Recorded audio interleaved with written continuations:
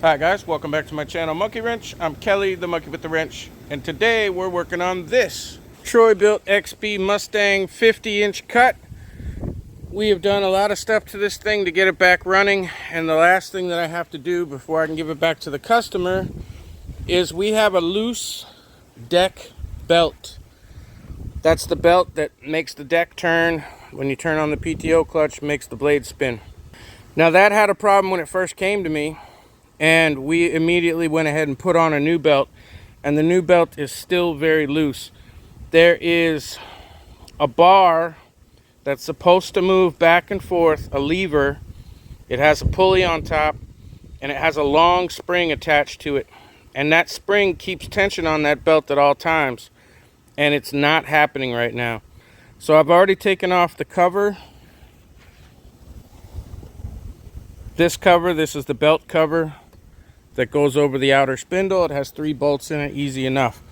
Then I've also fed off the belt, which was real easy because there was no tension on it. So now I'm going to put some wood underneath of the deck and see if I can get, I might have to take the deck off. I'll let you know. Please subscribe. Just gonna raise up the deck, put some wood under it.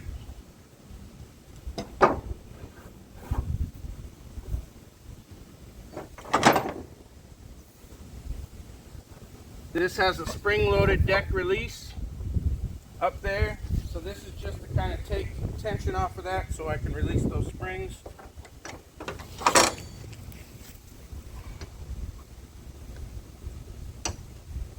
Now I'm going to do the same thing on the other side. Now I don't normally take decks off of these zero turns because they are very heavy. This one is not a stamped deck.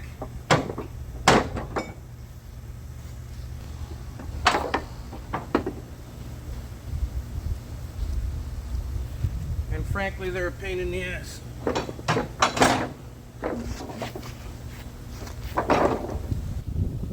But for a few minutes to take it off, to be able to see it, the plate on the floor here does not come off. So the only way to get to this and check it out is to bring the deck out. This is the spring here. It is extended, and even though it should take a little bit of strength, this is supposed to be moving. And it looks to me like it's got an arm that might be attached to both of these pulleys. But I can't see anything under here. Let me get the blower and blow this shit out of the way.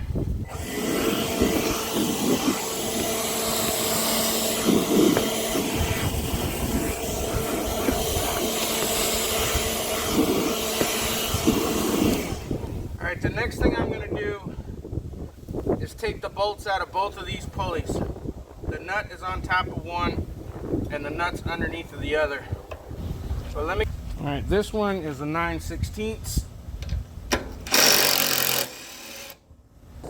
part of the unit.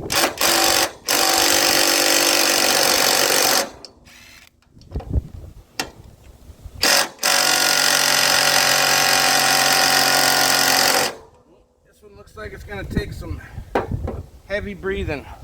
Let me get my persuader. And this is pretty much the extent of what I use my torque wrench for. Leverage for stuff like this. I don't really use torque wrenches. There it goes. You see that? As soon as I loosen that, this thing moved. So were we too tight?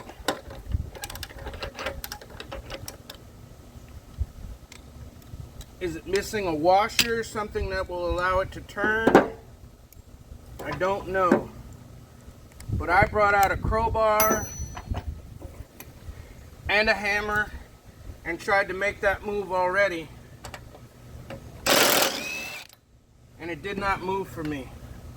So we're going to take our nut, our dust cap. There's no washer on the top of that one. Get this pulley off. I'm most likely going to get a washer for the top of that. Now you see how that whole thing moves? And when it's in place, when you're putting your deck belt on, you're supposed to be able to pull it like that, feed your belts over, and then it automatically keeps tension on that belt. And it just would not move. But let's go ahead, since we have the time, now I can take that spring off pretty easily.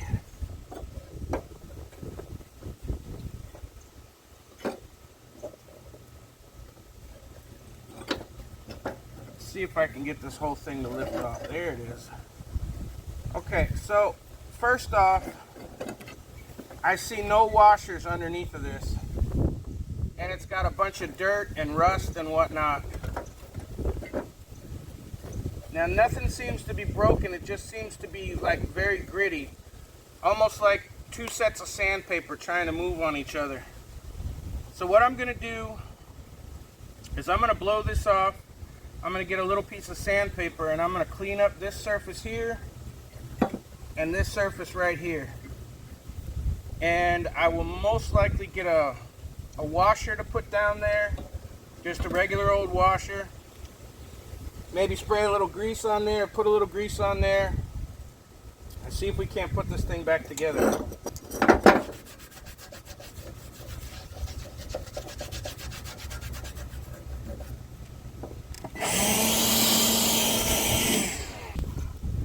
Now the type of sandpaper is not real important. If it doesn't clean up the way I like, I might even get out my grinder. This belt is just seriously in the way. I might even get out my angle grinder.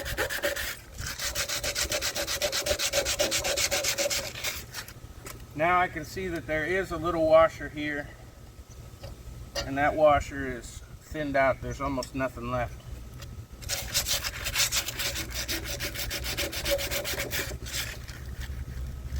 And that's still awfully rough. So I am going to get my angle grinder. Now being careful not to damage the stud, I'm just going to run around that real quick.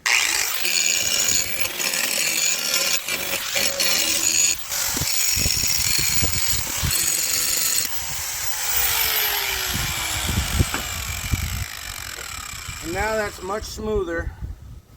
Not worried about the top side. The spring is getting old, but it looks dirty, but it's not in bad shape.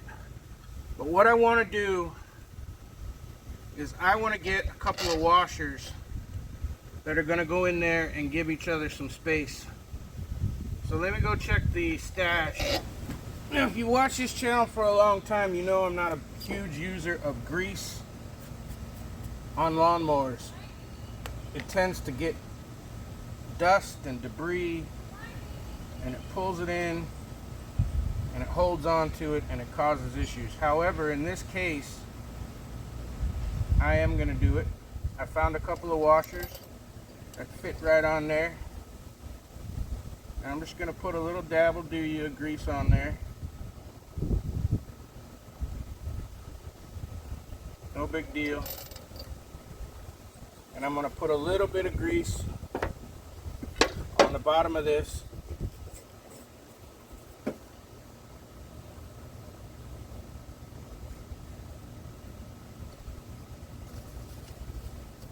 It's going to help protect the metal that I just ground the paint off of. Not that that's a real big deal. We were at a position where he was deciding he might just want to buy a new mower, and there's nothing wrong with this one, the frame, the deck, there's no rust or anything to speak of. So we're not doing any damage by taking a little bit of paint off. It's just a mower.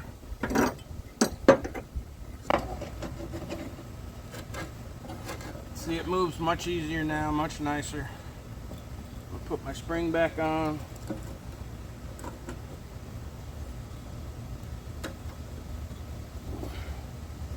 And all we're trying to do is make sure that it doesn't get stuck, it doesn't get ground on there. I'm going to put my pulley back on. The nubs that sticks out, that goes down. I've got to put my belt back in there.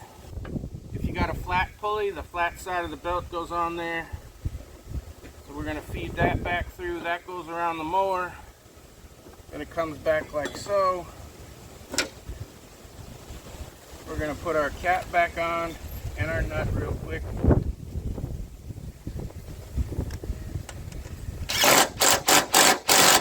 Nice and tight. And you see I still have movement, and that's what I'm looking for. So now I want to put my other back on. We're going to do that.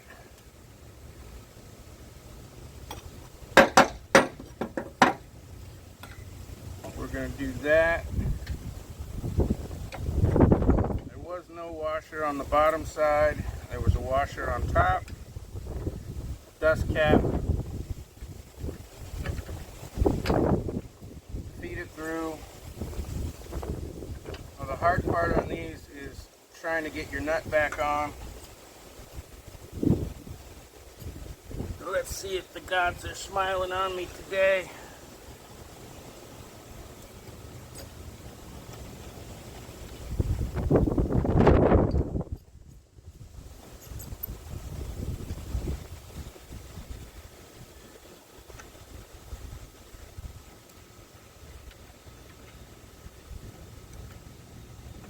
Come on now.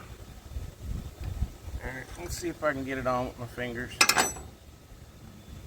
Old octopus fingers.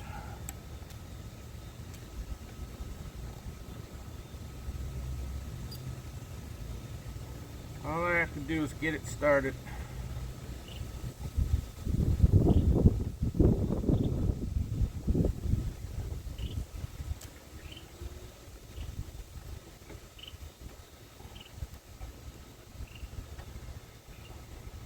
There we go. Alright, we got her started. Now I can get my wrench back on there.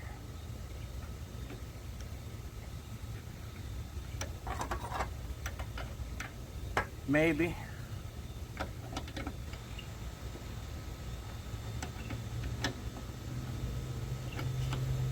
You can't see underneath of the thing.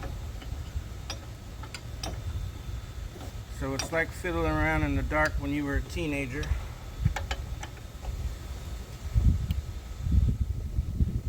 Hoping you can find what you're looking for.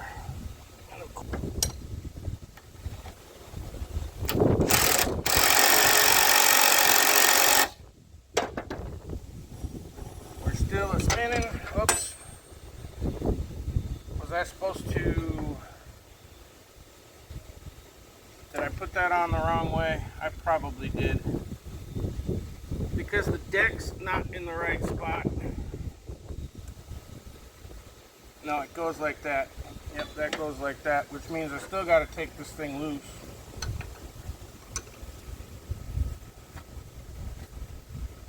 Because the keeper's in the way and I got to feed the...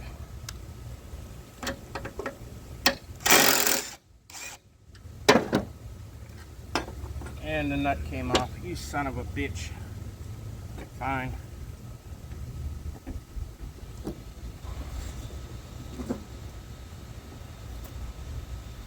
Now when that goes up where it's supposed to, something's not right here. There should be a... I'm not paying attention here.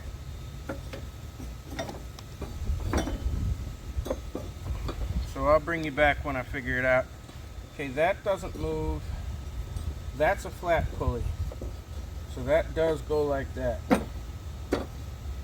That goes on there like that. This goes around here.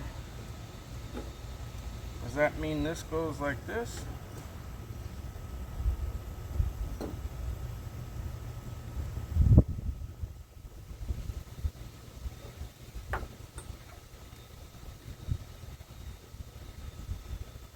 No, that's the center of the deck, dumbass.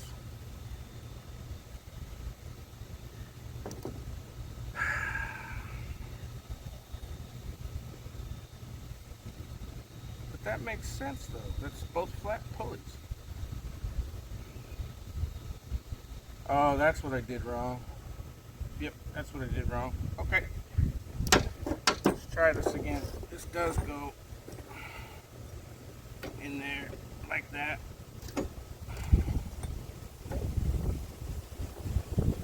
I can go ahead and put this back on.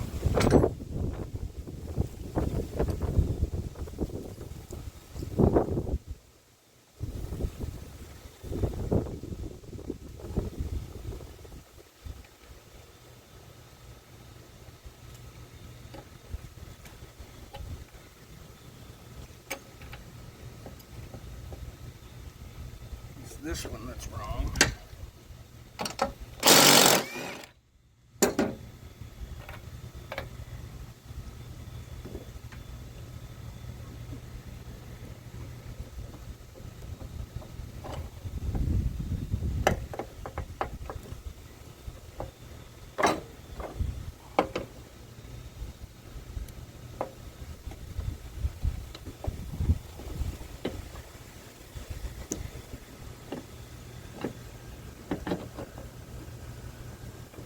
That's the center. That's going to go up there just like that. So I'm going to put my dust cap back on, put my nut back on. Hopefully I can get some usable footage out of this.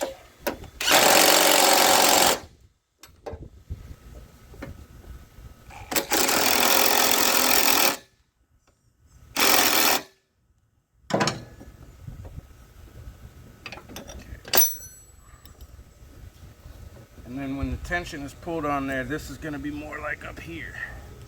So that's correct. Now I can put that back down. Okay, now I'm going to go ahead and slide the deck back in. I'm not going to try and show you that, but I got to put this deck back on its connectors, and I can't get the camera in there. A few moments later. So if my belt is all fed in the correct position at this point, all I should have to do now is feed it on.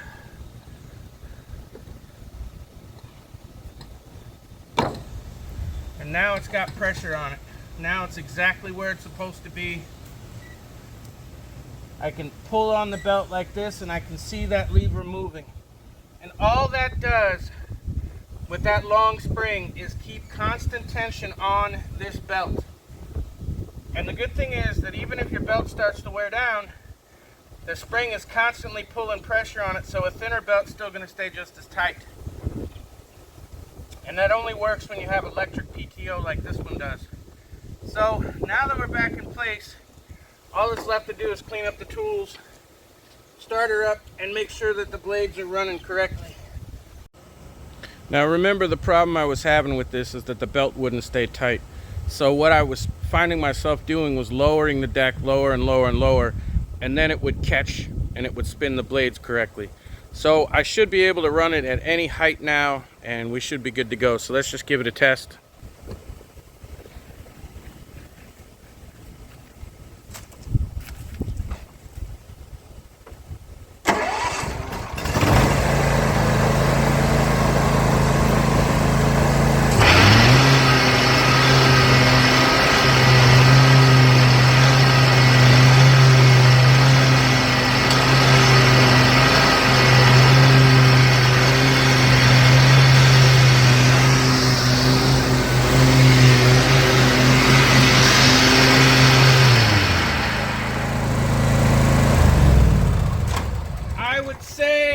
Ready to play. Is he playing, boss? Is he playing? So you should have been able to hear that. The blades came on full speed as they were supposed to. Everything sounds great. I had the deck completely up. I moved it down to number 4, which is where we tend to cut around here. And the blade sound did not change. They did not slow down whatsoever. So we now have perfect tension on that belt. And he's back in business. As you can see, the machine started right up. So for those of you that helped me diagnose this machine, one of the issues that we did run into with this machine was the manifold gaskets. And they were kind of crushed and messed up. So we rebuilt the carburetor. We had to buy a replacement carburetor and use parts from both the old carb and the new carb to put it together. We rewired the machine. We put a new PTO clutch on. We even changed the manifold gaskets, and she is back to fully working again.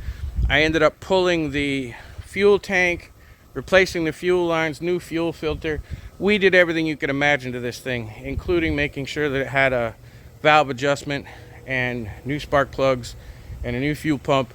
We did everything on this thing, and believe it or not, it only cost a couple $100. The heaviest part of that was the PTO clutch, was close to $200.